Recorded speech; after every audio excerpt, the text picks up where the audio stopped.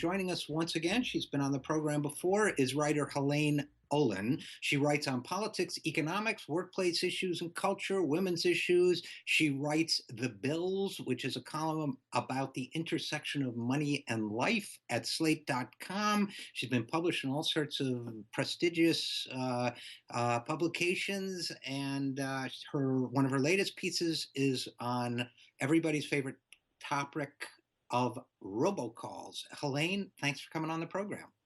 Oh, thank you for having me on. They're sorry to have to talk about this topic. Yeah, it's like dental work. It's like root canal. Everybody hates robocalls, and some of us remember. I was amazed. You wrote a piece for Salon. They gave it the headline, congratulations, congratulations, you lost, about how robocalls have triumphed. First of all, I was amazed to realize, because it's in your opening sentence, that it's been since 2003 that we've had this do not call registry. So everybody was excited about it when it came out. It didn't work great, as I recall, for the first few years. I remember even thinking, well, Obama will make it work, right? Because maybe the Bush administration just didn't want to stifle businesses, but the Obama administration will make it work. Instead, it's been a spectacular failure. So what happened? Well, what happened was this. The Do Not Call list debuts in 2003. And I should say it's a big hit at first, right? Somebody had done a poll back at the turn of the century, 1999, and discovered that telemarketing was less popular than things like the Treaty of Versailles and the Titanic, which is really something, right? So everybody was very excited when the Do Not Call list came in. The original issue with the Do Not Call list was that there were huge exemptions in it. There were exemptions for organizations you had done business with. There were exemptions for politicians. There were exemptions for charities and surveyors, right? Surveyors, right. So everybody was a surveyor, right? They were calling you, I want to ask you how much you know about my wonderful product. Right. But it did work to an extent, right? There's no question it cut into the calls that people were getting for a time. The complaints would go up every year, but it basically... I shouldn't say it worked, right? But it made things better than they had been before, okay? And then somewhere around 2010, people begin to notice that they're getting these things that we now call robocalls, right? And I'm talking about Rachel from Cardholder Services and the Microsoft call that says your computer has a virus. I'm sure everybody who's listening knows what I'm talking about. Right, and the IRS call. This is Mr. Jones from the IRS. You have an immediate blah blah blah, right? Right, and we all thought that this meant the government had stopped enforcing the Do Not Call list, and I have to admit, I thought that's what had happened as well. That people had just sort of stopped caring. And as it turns out, that's not what happened. What happened is around 2010. The same technology, voice over internet, that eliminated your long distance bill, which we all think is wonderful, right? We now take it for granted. We forget we ever had a long distance bill. It resulted in these calls going wild. It suddenly became really inexpensive to set up in someplace like India or someplace like the Caribbean or someplace like Peru. I mean, pretty much anywhere where they weren't enforcing United States laws, and calling people up with automated calls. And it would cost them pennies per call with that. And they were out of the reach of our government. So even if we fined them, it didn't matter. So the Federal Trade Commission has actually given out billions in fines. They've collected on less than 10%. It's not that they aren't enforcing it. It's that they literally can't enforce it at this point. They don't have, it's so interesting for so many reasons. That was one of the things, I wanted to talk to you about. We're talking with Helaine Olen about robocalls. I have to, one of the things that I know you understand and have written about, and that I'm constantly fighting about, is this narrative that says government is incompetent, government can't do anything, let's turn it over to the private sector.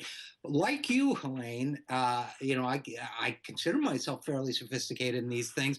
I did consider this something where the government either couldn't or wouldn't get it done. It never occurred to me that there were either technological or, in this case, jurisdictional barriers that are a combination of both, but I guess ultimately a jurisdictional barrier that prevents the government from doing what we would like to do. It's not a government failure at all, is it? No, it's a corporate failure because, of course, there is somebody who can do something about all of this, and that's the telecom companies, right? That's Verizon, that's AT&T, that's Time Warner. Anybody who's bringing a phone into your life, basically, is capable of dealing with them, and they, for the most part, have not. Well, let's talk about that for a second. What could my telecom company do to prevent robocalls that they're not doing? Well, they could put in technology. There is technology that exists that could help define who spoofers are, for instance. That's when, Rachel from Cardholder Services shows up looking like she's like you're, calling from your area code. There are ways to know who, for the most part, not foolproof, who these calls are. And they were claiming for the longest time that they couldn't do anything because the Federal Communications Commission, again, this can be a little jurisdictional, so bear with us, everybody, was not giving them the permission to block automated calls, and therefore they were afraid they would block calls like, emergency weather reports, school closings and such, right? Well, last year that changed. The Federal Communications Commission gave them total authority to do this. Not much has happened since. And the result is Jackie Spear, the congresswoman from Northern California, recently introduced legislation in Congress basically ordering phone companies to deal with them. And they have not. And now the legislation really kind of a mess. Now the legislation hasn't passed, though, right? It's just been introduced. No. It's just been introduced, and given where we all are right now, I mean, I wouldn't hold my breath for any legislation at this point. But essentially, some of the issue comes down to as well, by the way, what kind of phone are we dialing, right? It's quite easy if you are on voice over internet technology to stop these calls. It's a little bit more difficult with landlines, but it's not impossible. There are technology upgrades that could be done. And in addition, in Canada, where they also had this problem for a time, the one phone company, Primus, has actually come up with technology that they say works on all sorts of phone lines. And it is not being used in the States at all at this point. To me, I don't want to get you in trouble with your editors, and we don't often pick our own headlines, but Congratulations You Lost was the wrong headline for this story, if you ask me. And everybody's an editor, especially a writer, thinks they're a better editor. But to me, the story is you're angry at the wrong folks. That, since robocalls make all our lives miserable, we should really be agitating sort of along Representative Spear's line. We should be all telling our companies, our telecom companies, we're angry at you. We want you to do something about this. Is that a fair? Right. And some companies are. Like, to give a perfect example, a few years ago, the Federal Trade Commission sponsored a contest for somebody to come up with technology to stop robocalls. So there's this thing called No More Robo now. And it works with voice, with the internet line.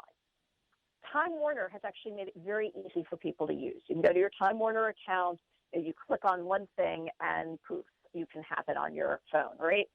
Verizon, which is my carrier, I will tell you, I went and looked, puts you through this multi-step process to use it, which I swore I was going to do the weekend after I wrote the story. But of course, things moved on, and I, saw that it was a list of 10 things I had to do to get this on my phone, and it went to the bottom of the list and hasn't happened. But at least they're making it available. Other companies, like AT&T, for example, will not make it available at all. And they don't really have a reason why. They just won't. And others, Helaine Olen, will make it available, but or they may not make this technology available, but they tell you, and this always makes me so angry if you've got a landline, and I've switched to VoIP, but they'll tell you, well, we'll block 10 calls, and it's going to, you're right about this, but it'll cost you $8 a month or something. Is that right? Right. Yes. So you might say they're profiting on your misery. And in addition, of course, that's not really effective because these numbers change all the time, right? You're called maybe twice by the same number. You block it, and then another one shows up. I mean, that's just sort of a hopeless strategy for stopping these calls. And I want to ask you, I mean, I'm so easily distracted when I'm writing or something that they really drive me nuts. So I actually went online and bought one of these like $150 units you plug into your phone line. And every time you get a scam call, you hit a sequence of keys, and then it will block that number from then on. And it stores up to 1,000, I guess, or I don't know how many, and numbers. But I have the feeling almost as if that's what's the word? It's almost a placebo. That it's really because these numbers just change every time. So I get a robocall, I'm mad, I plug in the sequence, it gives me the little beeps to say that number will call you again. But that's not really getting at the heart of the problem, is it? No, the heart of the problem is stopping the calls altogether. I mean, it's this kind of capitalist thing where you're assumed that you, the customer, are responsible for doing what the company itself should be doing, right?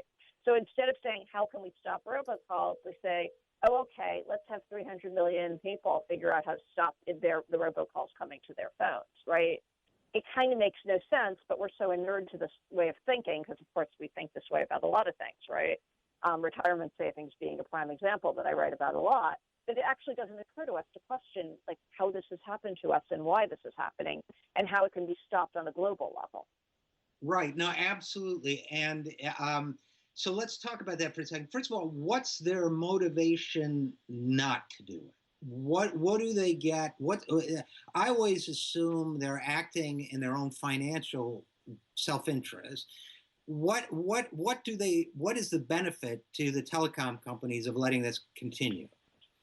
Well, I think they think they're not losing customers over it, right?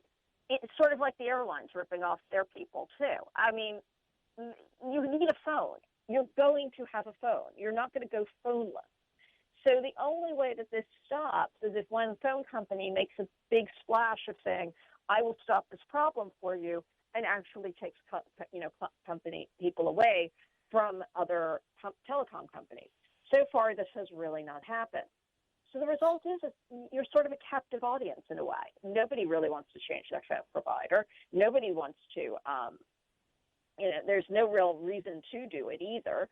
And so it just doesn't happen. There's no investment going on here. They don't think you're that important. Well, so it would cost them money to block this technology? Is that the idea? And they just don't want to spend the money because nobody's demanding it and they're not losing customers over it? Right. I mean, it always costs to act, right? And so they're not losing customers over it. So they're just they're just allowing this situation to continue. And it's rather frustrating for all of us. So besides calling our congressperson, you know me, I'm big on trying to do something when there's a situation like this. Besides calling our congressperson and saying I support Jackie Spears' bill, which I think is called the RoboCop bill, which is cute. Yeah. I support Jackie Spears' RoboCop bill, Representative Spears' RoboCop bill. What else can people do to fight back? Well, if you really want no more robo quite easily, Time Warner does make it quite easy for people, or you can at least put it on your phone. That might be one way. But on the whole, that's kind of your option right now. It's not like you can just move to another country where this is less of an issue, right? You're sort of stuck right now. Yeah, so I mean, to me, this is Rachel. Yeah. To me, this is one of those situations of justice and human potential where corporate greed is actually, if you multiply the number of person hours that are lost and the number of person hours devoted to frustration every time there's a robocall by the billions of robocalls that happen every month, you're wasting millions of human lives, and it just drives me nuts. So I know people want to do something about it. Thanks for writing about it, and maybe we'll figure out how to keep the drumbeat going on this. I hope so, and thank you for having me on to talk about it. I should close by saying it's an issue that really resonated with a lot of people, as well it should. And the real last thing I'll say is it's a particular issue for the elderly as well, who are being really targeted by these scam artists. Yeah, well, thanks for mentioning that, because for some people it's not just an annoyance, but they can lose their life savings too. So Right.